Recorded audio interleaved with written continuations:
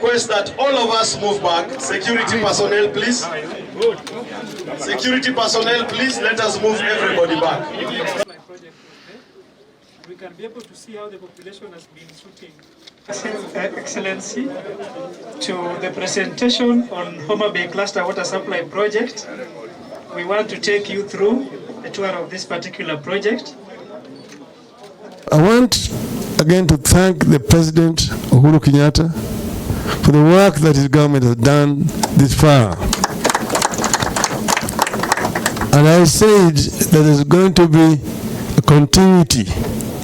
In other words, the projects which have been started by this government will be continued by the next government.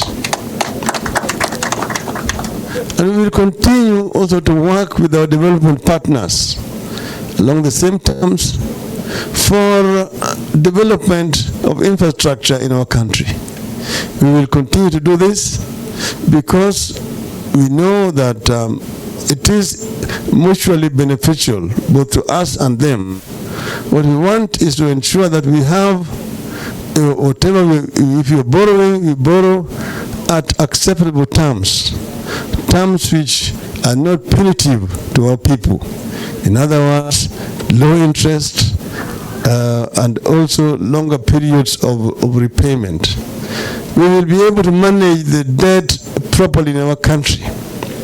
No country lives without debts. The richest of the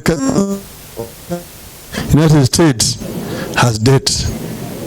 So we will continue to see how we can manage debt portfolio and move forward so that our country can develop rapidly.